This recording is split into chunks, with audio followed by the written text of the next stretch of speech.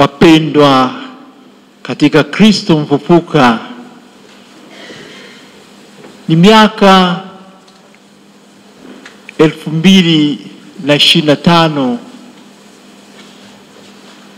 imetimia tangu imani hiyo katika huyo ambaye alifufuka, Yesu Masia, imefuatwa na hao ambao waliamini katika kwanza huo ufufuko wake, na baadaye katika yote haya yanayofundishwa na mama kanisa kumhusu yeye kama alivyofunua kwa hao ambao walikuwa wanamsikia. Tunafurahi na sisi leo tunapojikuta kwamba tuna imani hiyo, imani katika Yesu Kristo mfufuka, ambaye tunajua kabisa kwamba ndiye yeye huyo ambaye ameukomboa huu ulimwengu, akatupatanisha sisi wanadamu na ulimwengu pamoja na Baba Mungu wetu, hali ambayo inatufanya tuwe na matumaini ya yale yote ambayo Kristo mwenyewe aliyasema alipokuwa anawavuta hao ambao ilibidi sasa wakubali na wamsikie kwa unyenyekevu kabisa huyo Mungu Baba yake, ambaye ndiye yeye peke yake mwenye uwezo wote na ambaye anaweza kutuletea hiyo furaha isiyo na mwisho, ambaye yeye mwenyewe alipenda kwa upendo wake mkuu huyo Mungu wetu, kwamba sisi viumbe vyake na kila kilichopo tuweze kushiriki katika furaha hiyo isiyo na mwisho. Mimi nafurahi kwamba tuko sasa sisi vijana ambao tumependa nasi tuongozwe na imani hiyo, na hilo itaonekana wazi katika hayo maamuzi mnayoyafanya ya kupenda kuimarika katika imani hiyo na mbaki katika imani hiyo mkiongozwa na huyo mama yetu kanisa.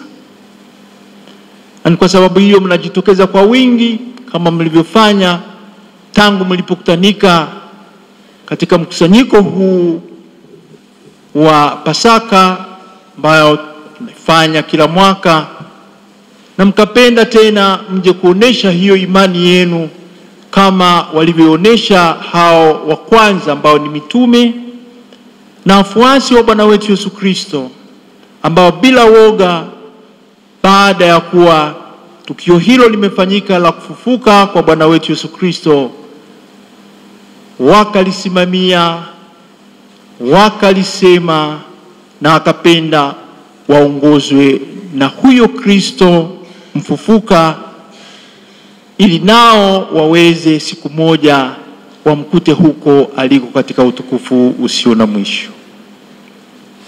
Pamoja na kuwashukuru nyinyi vijana wote kwa ujumla ambao mnapenda mdumu katika imani, mwe imara katika imani, kama tulivyokumbushwa na mababa askofu wa kanisa Katoliki la Tanzania katika waraka ambao ametuandikia wakati wa Kwaresima, kusimama katika imani.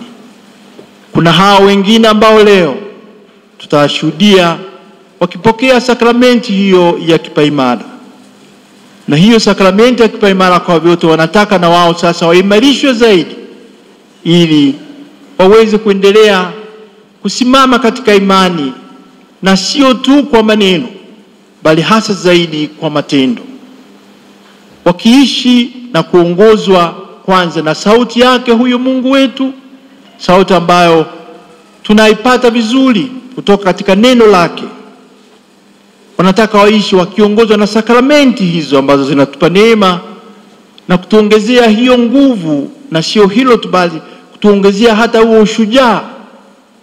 Roho Mtakatifu alipowashukia hawa mitume baada ya kuwa Yesu Kristo amepaa mbinguni, nafahamu kabisa kwamba siku ya Pentekoste kanisa linapoanza sasa la hawa wafuasi hawakuwa na woga.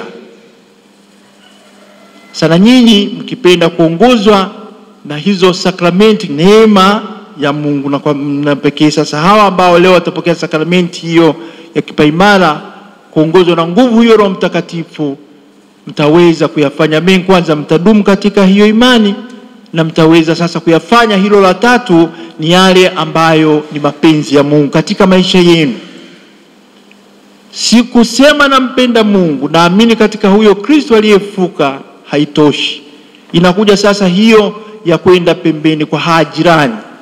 Kwa sababu huwezi kusema nampenda Mungu kama hulioneshi hilo katika matendo yako hayo ambayo ndio yale aliyofunua Kristo kwa hao jirani zako. Ndugu zangu, leo nisingelipenda kusema mengi, isipokuwa napenda kusisitiza hilo moja la kudumu katika imani, tukifuata mfano wa hao ambao wametutangulia. Tukianza na hao akina Petro, mnafahamu kabisa kwamba katika hayo tuliyosikia kwenye juma hili kuu, na hasa kuanzia Jumapili ya Matawi na baadaye Ijumaa Kuu, Petro alipofikia wakati fulani akawa dhaifu, akamkana huyo Kristo. Lakini kwa sababu tu ya kuisikia hiyo sauti ya Mungu, na akapenda aongozwe na bado na huyo Mungu aliyokuwa anamuita, alikubali na akabadilika na akawa kweli imara, na kumbe aliimarishwa na huyo mwenyewe ambaye alikuwa amemuita, na akataka baadaye aje kwa yeye ndiye mwamba, na juu ya mwamba huo ndo aje kulijenga hilo kanisa lake. Na huyo Petro baada ya kuwa amepata hiyo nguvu, akaongoka kwa namna ya pekee, basi bila woga ndio akaanza kuitangaza hiyo imani. Nisikia katika somo la kwanza hilo kutoka katika kitabu cha Matendo ya Mitume, jinsi alivyokuwa anatangaza huo ukweli wa ufufuko, kitu ambacho na sisi inabidi kama kweli tumeimarika katika imani au tunatafuta kuimarika katika imani, tusiwe na woga, tufuate mfano huyo Petro katika kulifanya hilo, kutangaza hiyo imani yetu bila woga. Lakini msahau, tusiende tunasema sema tu, hapana, tuwe na sababu kwa nini tunafanya hivyo. Yawepo hayo ya ukweli kabisa ambayo tunaenda kuyatangaza, na ili tuyapate hayo kama nilivyosema, lazima tuisikie sauti ya Mungu, ambayo sauti ya Mungu hiyo kwetu sisi inasikika kupitia katika kanisa, toka katika maandiko hayo kama nilivyosema, lakini katika mafundisho ya kanisa ndio tutapata hiyo sauti ya Mungu. Usiende na maneno yako tu, kwa sababu leo kama leo, na hasa nyinyi vijana, mtakutana na watu wengi sana ambao wanakuja kwenu wanasema hili wanasema lile. Wengine mnao hata madarasani kwenu huko, mnao katika jumuiya mbalimbali mnakokuwa, wanakuja na ya kwao. Tuwe waangalifu hapo, tuzame ni nani anatuambia na ni nini anachotuambia, kusudi baadaye na sisi tuweze kuwa na hayo kweli ya kwenda kumshuhudia huyo Kristo katika yale ambayo ni ya ukweli. Sasa wakati mwingine katika neno hilo dini, katika neno hilo kanisa, tunaanza kupayuka na kuyasema mengi sana, tukifikiri kwamba ndio hayo kweli ya kumshuhudia huyo Kristo mfufuka, lakini si kweli, na badala yake yanakuja kuleta maneno ya vurugu. Wale watakaopata kipaimara leo pamoja na sisi wengine, kwa hilo la kutaka kuongozwa na huyo Roho Mtakatifu, naomba kesho kutwa mtakaporudi huko nyumbani, mrejee kwenye sura ya 5. Takumbuka, najua nyinyi mna akili za nyingi na mnakumbuka sura ya 5 ya waraka wa Paulo kwa Wagalatia, ambako kuanzia hiyo aya ya 13 ukitaka inakuwa nzuri zaidi mpaka aya ya 26. Wagalatia sura ya 5 aya hiyo ya 13 mpaka 26, atakapokuja kuzungumzia hayo matunda ya Roho alafu na zile nguvu za mwili. Leo kama tulivyosikia, huyo Paulo anapoandikia hao Wakolosai, anawaambia wayatafute hayo yaliyo juu na sio haya yaliyo chini. Ndugu zangu, Paulo huyo katika barua hiyo ambayo nimeisema kwa Wagalatia, anayazungumza haya kwa namna hii ya mwili na roho.